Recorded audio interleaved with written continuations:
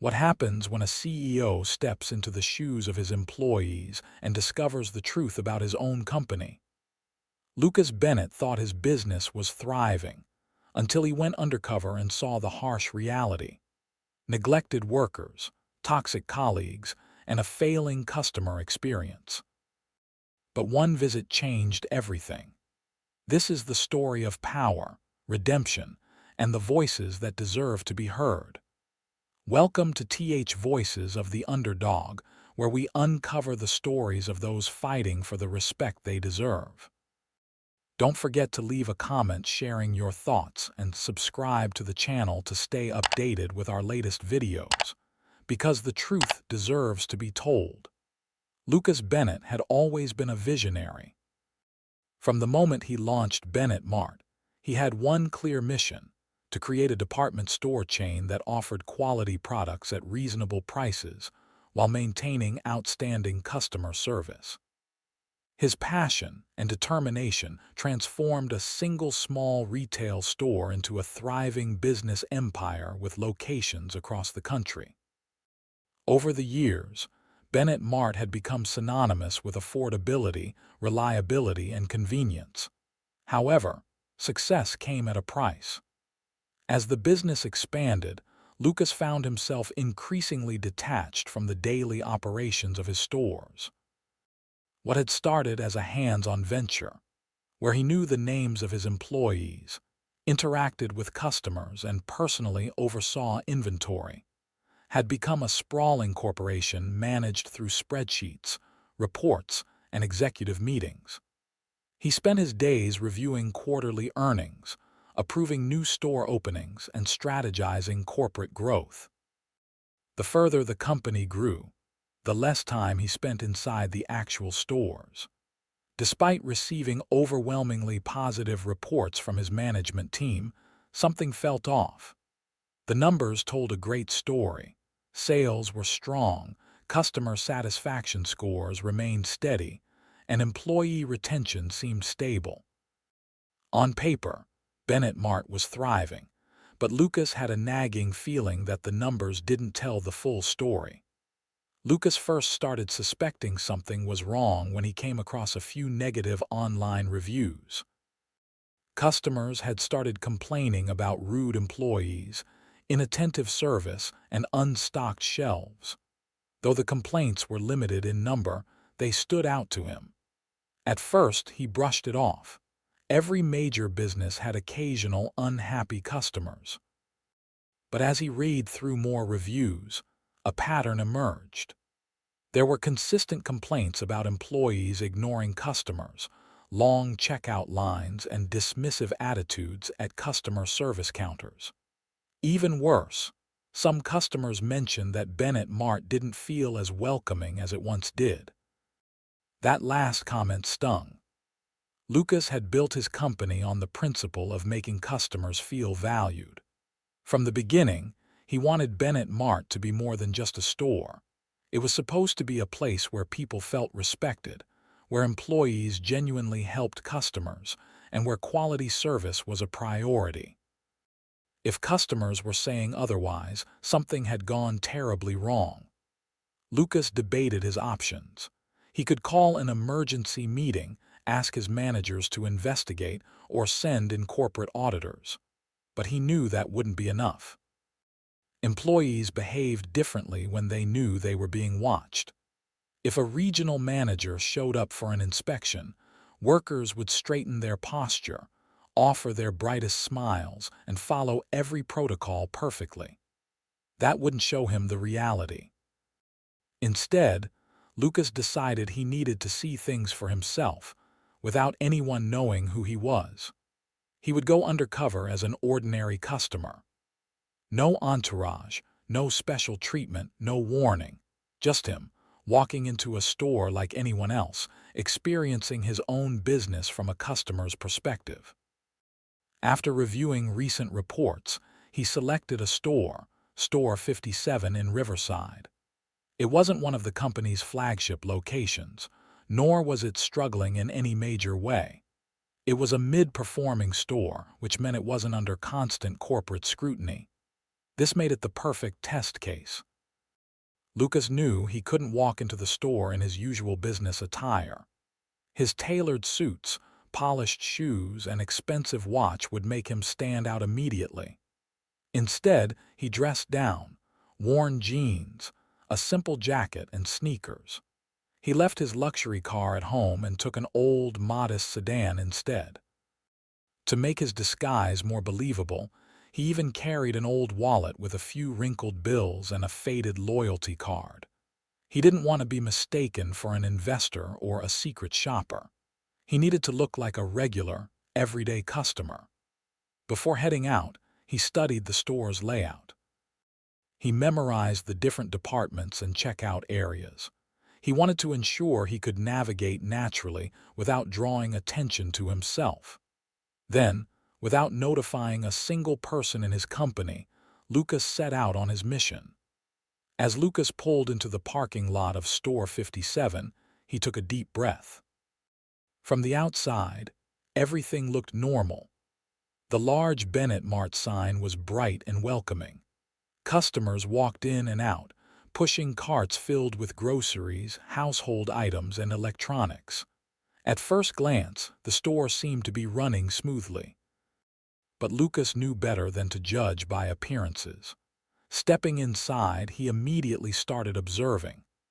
The bright overhead lights gave the store a familiar warmth, and the shelves appeared well stocked. However, there was something missing, an energy, a sense of engagement. Employees walked past customers without acknowledging them. No one was stationed at the entrance to greet shoppers or offer assistance. It felt impersonal. Lucas wandered through the aisles, noting small but troubling signs. A woman in the cleaning supplies section was clearly searching for something, but no employee approached her. The customer service counter had a small line forming, but no one was there to assist them. A group of employees near the electronics department were chatting among themselves instead of helping customers. This wasn't the Bennett Mart experience he had envisioned. His company was supposed to be built on exceptional customer service, yet here he was, watching customers struggle to get help. As he strolled toward the checkout area, he noticed a mother with two young children waiting at an unmanned register. She looked around, frustrated, before sighing and heading toward another line. Lucas checked his watch. No employee had been at that station for at least 5 minutes. Something was definitely wrong. Lucas knew that a single visit wouldn't reveal the full extent of the issue.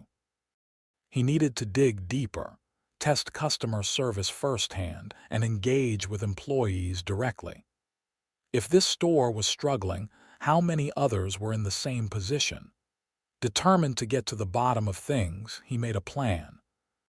He would spend the next few hours exploring every aspect of the store, speaking to employees, engaging with customers, and taking detailed notes on everything that fell short.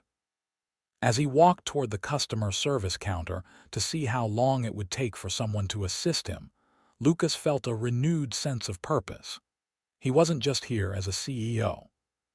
He was here as a leader, determined to fix whatever was broken. What he was about to witness would change the way he viewed his company forever. Lucas walked further into Store 57, determined to uncover the reality of how his business was running at the ground level. The lack of warmth in the store was already unsettling, but he needed more than just observations. He needed direct interactions. As he navigated through the aisles, he heard murmurs from frustrated customers. Some were waiting near the customer service counter. Others were trying to locate products with no assistance. He saw a couple of customers looking around, hoping to find an employee to help them. And then, Lucas met Ryan. Lucas had been walking through the home goods section when he spotted Ryan, a young employee with an air of indifference. He was leaning against a shelf, phone in hand, not paying attention to the store or customers. Seeing an opportunity to test customer service firsthand, Lucas picked up a small kitchen appliance and approached Ryan. "Excuse me, "Could you help me check the price on this?" Lucas asked, holding up the box. Ryan barely glanced at him before sighing and pointing toward an aisle behind him. "There's a scanner over there," he muttered, not even bothering to lift his eyes from his phone. Lucas remained calm. "Could you check for me? I just want to confirm if this one has the discount I saw online." Ryan scoffed and rolled his eyes. "Look, man, you can do it yourself. That's what the scanners are for," he said, waving his hand dismissively. Lucas was stunned. Not only was Ryan completely indifferent, but his attitude was also outright rude. This was the exact opposite of the customer service standards Bennett Mart was known for. Still pretending to be an ordinary customer, Lucas thanked Ryan and walked away, shaking his head. He made a mental note of the interaction. If Ryan treated him this way, he could only imagine how he interacted with other customers. But as Lucas continued observing, he discovered something far worse than just poor customer service. A few aisles away, Lucas noticed an employee stacking shelves with impressive efficiency. The worker moved with purpose, carefully organizing products while keeping an eye on customers who might need assistance. This was Owen, a middle-aged man who, despite the weight of his workload, showed the kind of dedication that Bennett Mart was supposed to be built upon. Lucas watched for a moment, intrigued by the contrast between Owen and Ryan. But what caught Lucas's attention next made his stomach turn. Ryan strolled over to Owen and tossed a clipboard onto a nearby shelf. "Hey, Owen, I need you to finish my stocking for me," Ryan said, stretching lazily. Owen turned around, looking tired but still maintaining a professional demeanor. "Ryan, you know we're both supposed to split this work," he said in a calm but firm voice. Ryan smirked. "Yeah, but I'm busy with, other things," he said, waving his phone mockingly. Owen sighed. "That's not fair. We're already short-staffed and I have my own section to stock." Ryan shrugged. "Well, guess you'll just have to do both. You're good at that, right?" His tone was laced with sarcasm. Lucas clenched his jaw. This wasn't just laziness, it was bullying. Ryan was exploiting Owen's work ethic, forcing him to take on extra duties while he did nothing. Worse, he was humiliating him in the process. Owen, clearly accustomed to this treatment, simply shook his head and resumed working. It was evident that he didn't want to cause trouble. Lucas took a deep breath. He had seen enough. Determined to get a deeper understanding of what was going on, Lucas decided to take a different approach. He walked over to Owen, putting on a friendly smile. "Hey there, sorry to bother you. I was actually thinking about applying for a job here. Do you know if the store is hiring?" Lucas asked casually. Owen wiped his hands on his work apron and looked at him with a tired but kind expression. "Honestly, we could definitely use more people. We're pretty short-staffed these days." Lucas nodded, glancing toward Ryan, who had returned to his idle stance. "Any idea why?" Owen hesitated for a moment, looking around as if to make sure no one was listening. Then he sighed. "A lot of people don't last long here," he admitted. "Especially new hires." Lucas frowned. "Why's that?" Owen hesitated again, then spoke in a low voice. "Some employees make it really hard for new hires to stick around. They push all the work on them, talk down to them, make them feel like they don't belong." He glanced briefly toward Ryan, who was still slouching against the shelf. "It's not exactly a great environment when you're just starting out." Lucas felt his stomach twist. He had suspected that Ryan was lazy and rude, but this was worse. He was actively creating a toxic workplace. Employees like Owen were left to pick up the slack, while people like Ryan coasted through their shifts, making life miserable for everyone else. "That's rough," Lucas said sympathetically. "How long have you been here?" Owen gave a small smile. "Almost 6 years now. I love the job and I love helping customers. But man, some days are harder than others." Lucas felt a wave of respect for Owen. He was the kind of employee Mart needed more of: loyal, hardworking, and dedicated. And yet, instead of being recognized, he was being taken advantage of. Lucas left the conversation with Owen feeling both frustrated and determined. It was clear that the store's management had either ignored or failed to address the problems here. Employees like Owen were overworked and undervalued, while toxic workers like Ryan were allowed to continue their behavior unchecked. This was unacceptable.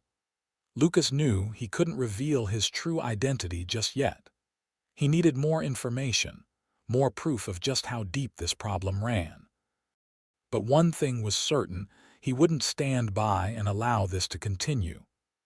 As he walked toward another section of the store, he formulated a plan. He would observe more, gather as much evidence as possible, and then take action.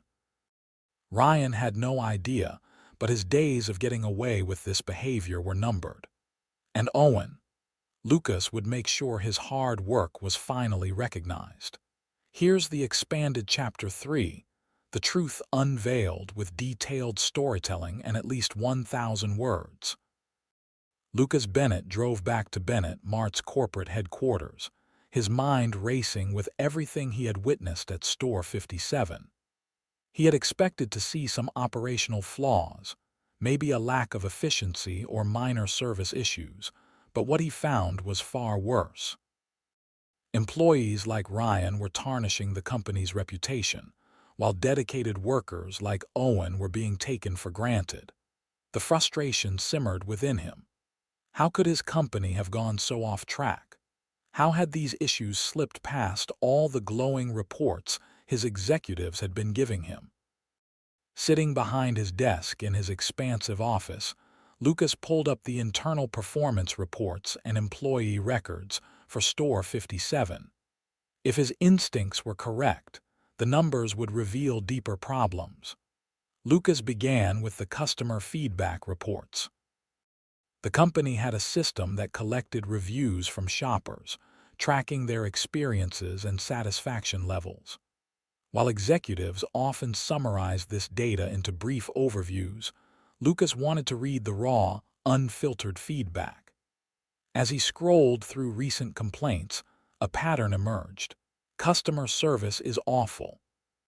No one helps you when you ask for assistance. The employees don't seem to care about their jobs. They're either standing around or acting annoyed when you ask a question. I tried to return an item and was given a different excuse every time. The staff had no idea what they were doing. This used to be my go-to store, but it's gone downhill. The employees are rude and the shelves are often half empty. Lucas clenched his jaw. These weren't just occasional complaints, they were consistent. And then he saw Ryan's name pop up. One customer had specifically mentioned him. There's a guy named Ryan who clearly doesn't want to be there. He was rude to me when I asked for help. When I saw him later, he was just standing around while another employee was working twice as hard. The management needs to do something about this. Lucas exhaled sharply. This was proof. But what frustrated him the most wasn't just Ryan's behavior. It was that management had done nothing about it. Next, Lucas pulled up the employee records. He searched for Owen's profile and quickly found what he suspected. Owen had been recommended for a promotion multiple times. He had glowing performance reviews from previous store managers, noting his dedication, work ethic, and exceptional customer service. At least 3 different managers had requested a raise or a promotion for him over the past few years. Yet, all of these requests had been denied due to budget constraints. Lucas's fists tightened. So, let him get this straight. Owen was the ideal employee, hardworking and respected by both customers and managers. Multiple people had tried to recognize his efforts, but the corporate structure had refused to invest in him. Meanwhile, employees like Ryan, who had multiple complaints against him, were still employed without consequence. This was more than just an isolated issue. This was systemic failure. Lucas sat back, running a hand through his hair. How had things gone so wrong? The answer was clear. The company had grown too fast. In the beginning, when Bennett Mart was just a handful of stores, Lucas had direct oversight of everything. He had personally hired managers, reviewed customer feedback, and ensured that only the best employees stayed on board. But as the company expanded, he had delegated too much power. He trusted his executives and regional managers to maintain the same level of quality, but they had become too focused on growth, profits, and cost-cutting, neglecting the people who made the company successful. Policies had been put in place to streamline operations, but in doing so, they had also created blind spots. Hardworking employees like Owen had been left unnoticed, while problematic ones like Ryan had flown under the radar. Lucas felt a mix of guilt and determination. He had built this company and he had allowed this to happen. Now, it was up to him to fix it. Lucas knew that confronting Store 57 management wasn't enough. This wasn't just one store's issue, it was a company-wide problem. He made a list of immediate actions. 1. Review every store's customer complaints and employee feedback to identify other locations with similar issues. 2. Audit employee promotions and performance records to see how many workers like Owen had been overlooked. 3. Revise the hiring and evaluation process to ensure toxic employees like Ryan were either retrained or removed. 4. Implement a stronger accountability system, requiring regional managers to personally verify and act on complaints. 5. Improve the reward system, ensuring dedicated employees weren't ignored due to budget constraints. Lucas knew he had to act fast. The longer these issues persisted, the more Bennett Mart would lose its identity. Before calling his executive team, Lucas made one more decision. He would personally return to Store 57, but this time as himself. This wouldn't just be about addressing customer complaints. It would be about confronting Ryan, recognizing Owen, and making a statement to all employees. The old ways of doing things were over. Loyalty, hard work, and respect would be rewarded. Toxicity and neglect would no longer be tolerated. Lucas picked up his phone and scheduled a trip back to Riverside. It was time to clean up his company, starting with the people who had been ignored for too long. Here's the expanded Chapter 4, Confrontation and Consequences, with detailed storytelling and at least 1,000 words. Lucas Bennett had spent years steering Bennett Mart toward success. But now, he was about to do something he hadn't done in a long time: take direct action at the ground level. This visit to Store 57 would be unlike the last. This time, he wasn't undercover. He was returning as himself as the CEO, and he was about to make some serious changes. When Lucas pulled into the parking lot of Store 57, his presence didn't go unnoticed. Employees near the entrance exchanged glances, clearly recognizing him. The store manager, Mark, rushed out of his office as soon as word spread that the company's CEO had just walked in. "Mr. Bennett." "What a surprise," Mark greeted him nervously, offering a handshake. Lucas took it, his expression unreadable. "Good morning, Mark. Let's gather all the employees. I'd like to have a staff meeting right now." Mark hesitated, clearly caught off guard. Normally, such meetings were scheduled well in advance, but Lucas wasn't giving him an option. "Right away, sir," Mark responded, scrambling to get the team together. Within 10 minutes, every employee was assembled in the break room, including Ryan and Owen. Lucas stood at the front, looking at each face in the room. He could see curiosity, nervousness, and even some fear. They were all wondering why the CEO had suddenly appeared. Lucas took a deep breath before speaking. "I started this company with one goal in mind: to create a place where customers feel valued and employees take pride in their work." but my recent visit here told me that something has gone terribly wrong. The room was silent. Employees exchanged glances, unsure of what was coming next. Last week I visited this store, not as your CEO but as an ordinary customer. None of you knew who I was. A ripple of murmurs spread across the room. Ryan stiffened. Owen, on the other hand, remained calm, his posture straight. Lucas continued. I observed things that disappointed me, customers being ignored, employees refusing to help, a workplace that felt tense and unwelcoming. That is not the Bennett Mart I built. The tension in the room grew. Some employees lowered their heads, realizing that they might have contributed to these failures. Lucas's tone softened slightly. However, I also witnessed dedication, hard work. Employees who go above and beyond despite the challenges they face. His eyes landed on Owen. And that brings me to an important announcement. Lucas turned to Owen, who looked both surprised and wary.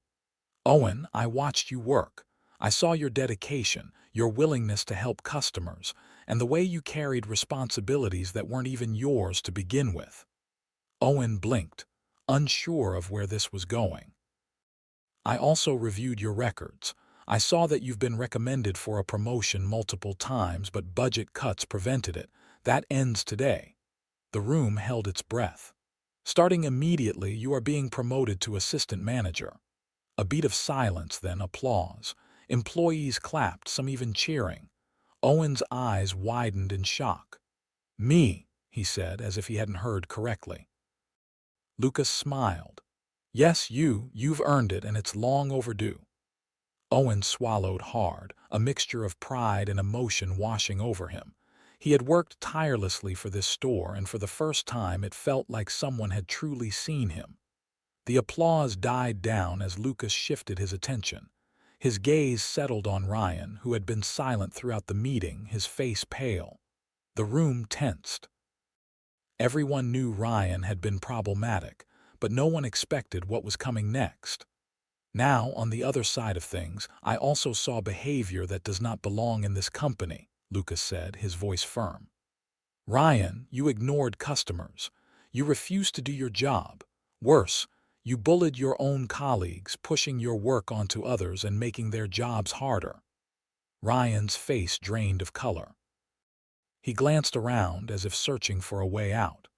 That kind of behavior is unacceptable, and under normal circumstances, it would result in immediate termination. The words immediate termination hit Ryan like a ton of bricks. His breathing quickened, and before Lucas could say anything else, he took a step forward. Please, Mr. Bennett. I was wrong. I know I screwed up. I didn't realize how bad it had gotten.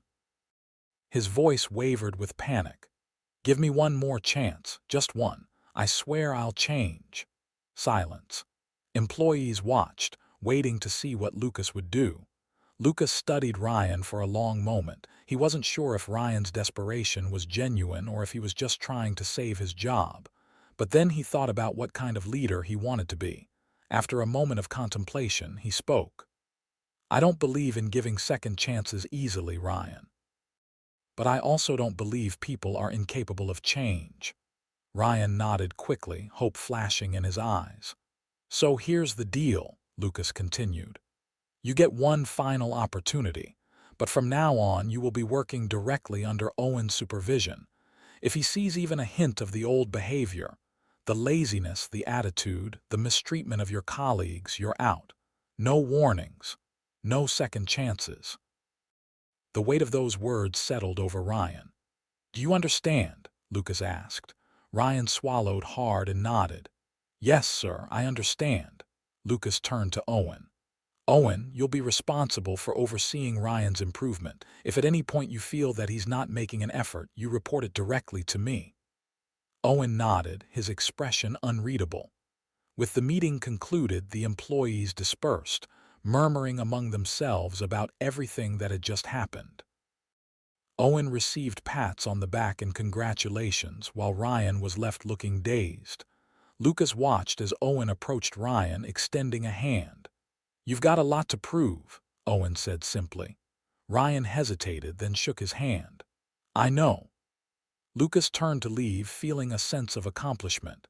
Today had been a turning point, not just for Store 57, but for Bennett Mart as a whole.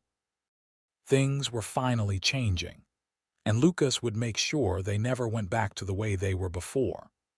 Lucas Bennett left Store 57 with a renewed sense of purpose. His confrontation with Ryan, the promotion of Owen, and the realization of systemic failures had cemented one undeniable truth. Bennett Mart had lost its way, not because of bad business decisions, but because it had overlooked its most valuable asset, its people. Lucas knew that fixing one store wasn't enough. If these issues existed at Store 57, they likely existed elsewhere. He had allowed the company's rapid expansion to create blind spots in management, and now it was time to correct them. One of the first changes Lucas implemented was a revamped employee training program. Previously, training had been rushed. New hires were often thrown into their roles with little guidance.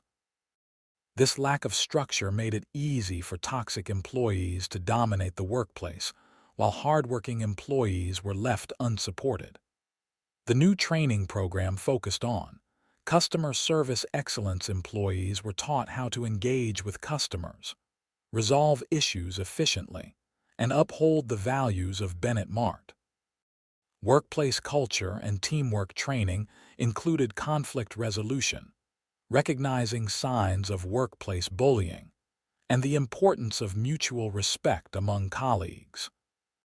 Managerial accountability. Store managers were now required to mentor employees, ensure fair workload distribution, and actively prevent toxic behavior. Lucas didn't just approve this program. He personally sat in on multiple training sessions.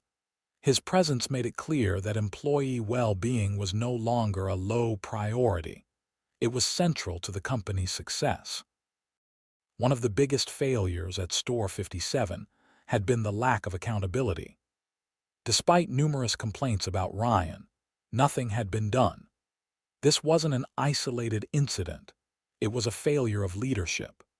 To prevent this from happening again, Lucas introduced regular, unannounced store visits. Executives and regional managers would conduct surprise inspections, not just to review sales but to evaluate employee morale and customer satisfaction.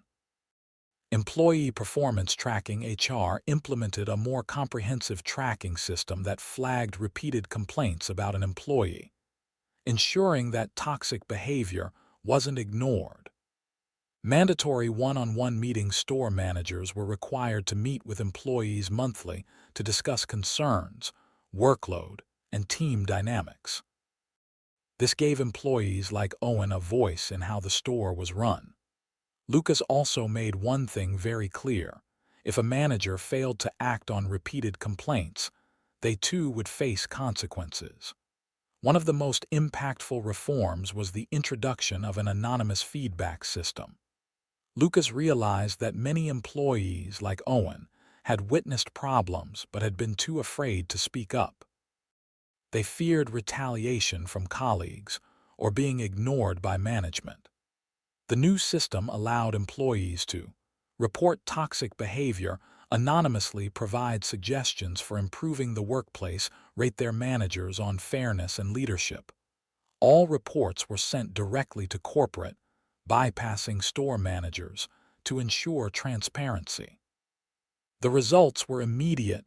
Employees began submitting concerns that had long been ignored. For the first time, toxic environments within the company were being addressed before they escalated. Initially, Ryan struggled under Owen's supervision.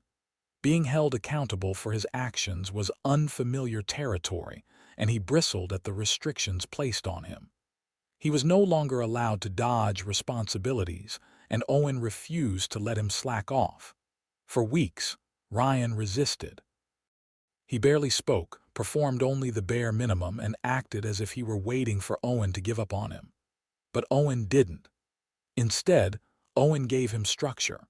He showed him how to manage responsibilities, how to handle customers, and most importantly, how to work as part of a team. One day, a customer approached Ryan with a question. Instead of brushing them off, he paused, looked up, and actually helped them. That was the moment things changed. Slowly, Ryan began taking pride in his work. He still had rough edges, but he was improving.